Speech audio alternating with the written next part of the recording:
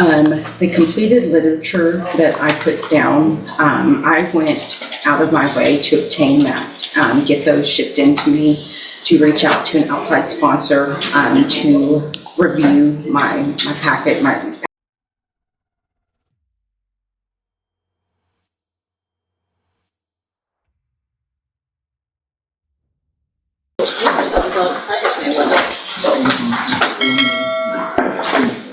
Judge, I filed He was busy waiting his turn. I was. Looking at my phone. I filed a motion to modify probation as well on another case that she has. We were having problems with e-file yesterday, so it may have been very late in the day. I don't know if it made it, but it's... I received it this morning, Your Honor. I can tell you what it is. We kind of discussed this with Ms. Simmons earlier this morning. Ms. Taylor pled a couple months ago on, I think, 2 other cases, and got probation. She was ordered to safety. Before she could get sent to safety, this case got indicted, and that kept her here. This case was indicted about a month ago, first week in November. Okay. Offense date of March predates what we did before. predates it. Okay. It was part of the backlog of testing from the lab. Yeah, and so the agreement on this one is To run concurrent with what she's doing, which, I think this is a 10-year deferred, concurrent with what she's already doing. Mr. Galmore's position is that since she's had to wait a few extra months in custody and not able to go to safety as ordered, he's asking that safety condition be switched to maybe ISF or something else if the court deems appropriate. So what I would do at that point is it would get reset for sentencing and they would have to do a new substance abuse evaluation. If you want me to, I need probation's input.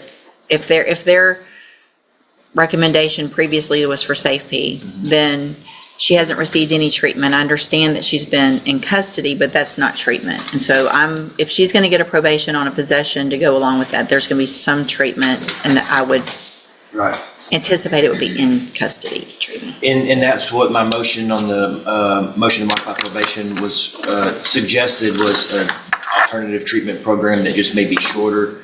I think the real reason for the argument would be the fact that she is farther removed from her drug use at this point than it was originally considered. I would consider ISF, Well, but I'm not going to do outpatient. I think we need something with 2 felony probations that's a little more intensive. The shorter ISF program would probably be about the same amount of time that was originally planned for her to be in custody anyways. Right. And so that was one of the requests Okay. that my motion made in the motion to modify.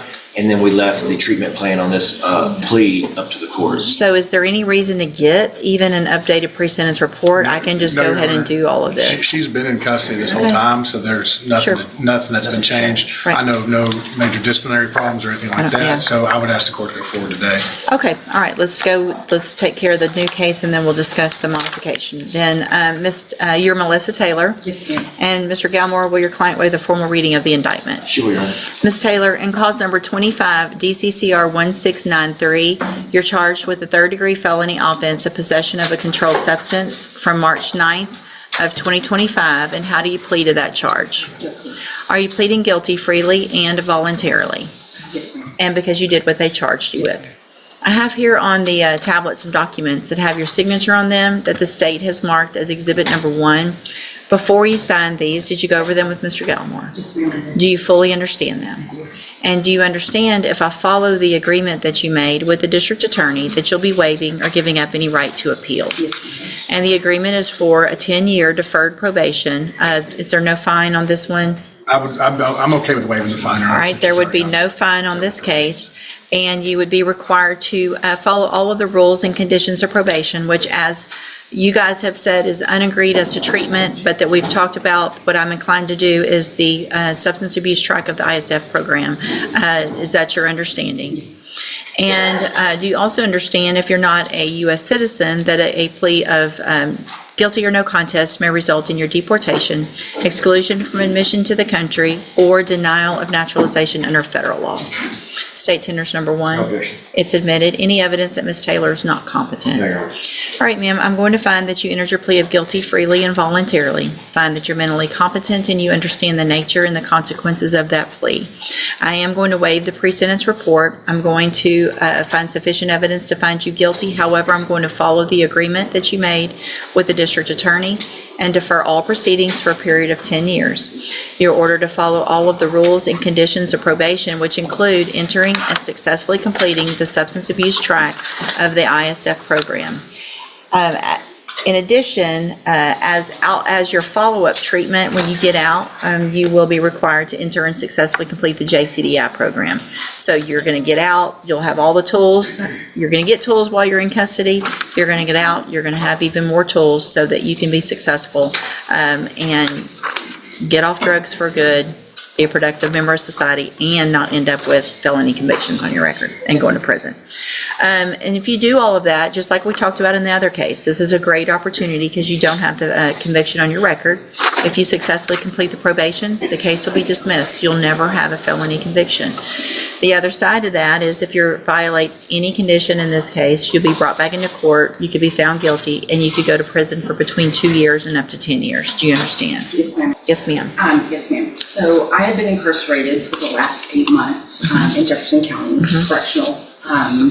During the last 8 months, I've had a trustee position for 6 of those 8. There are no programs for rehabilitation for women like myself that spend 8 to a year incarcerated. There are none. The completed literature that I put down, I went out of my way to obtain that, get those shipped in to me, to reach out to an outside sponsor to review my packets that I went through.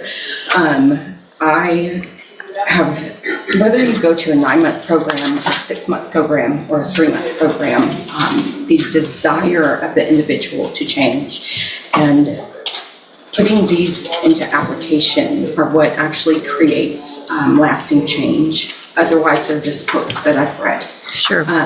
If you can ask me anything about these books and I can tell you how I've changed and how they've changed me and what they've done. I realize that my addiction is a terminal disease that will kill me. And it is a lifelong recovery process. And that if I don't completely abandon myself to my higher power in a recovery program for the rest of my life, that I will end up in prison or dead. I don't have any more options. I agree that I will most likely learn something from ISF. I will learn from any program that I'm ever put against. But I am begging you with the effort that I took, seeing that there's no options for female inmates other than an AA program every other week at best. We sit in there and we eat and we gain weight and we watch movies and it's a vicious cycle. I understand the triggers and what made me relapse. I have a phenomenal support system and I am willing to go so far to say that if you give me the color program and if I fail, take this all away and put me in prison for 5 to 10 years. Don't have it as an option.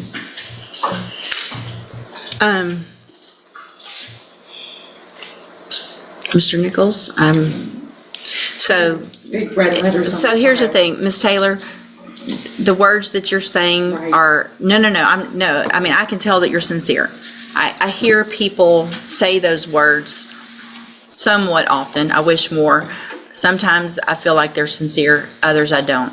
I agree, there are not programs because jail is just a rotation of coming and going, and it's hard to get programs going because by the time someone gets started, they're probably leaving, and it could be better. I appreciate what you've done.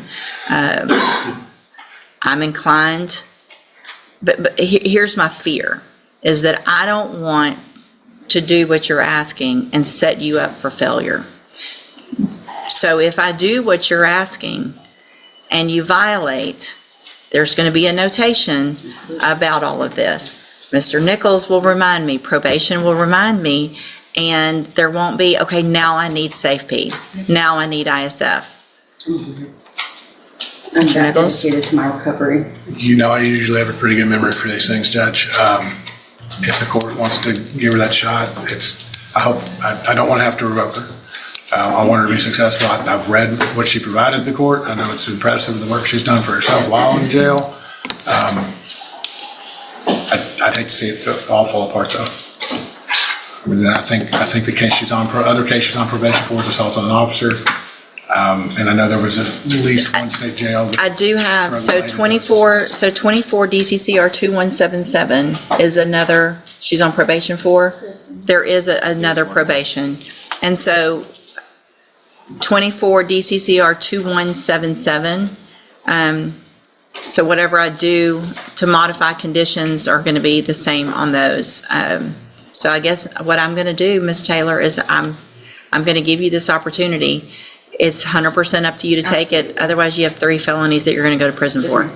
I will be a success. And here's the thing. If you feel like you're slipping and you need more and you go say, I need SafeP or I need ISF before it ends up with me, that's one thing. That's a hard decision to make. But if you're truly committed to it and you feel yourself slipping that you need inpatient, it's going to be up to you to make that decision to ask for it. If it gets so far that you're here, it's going to be too late. All right, so then I'm going to modify the conditions of all of those probations, including the new case, to order that Ms. Taylor enter and successfully complete the JCDI program and not have to go to ISF or SafeP in any of them. So take advantage of this. I did everything else. I think so. All right, good luck. Yes, ma'am. All right, sir, you Robert Trahan?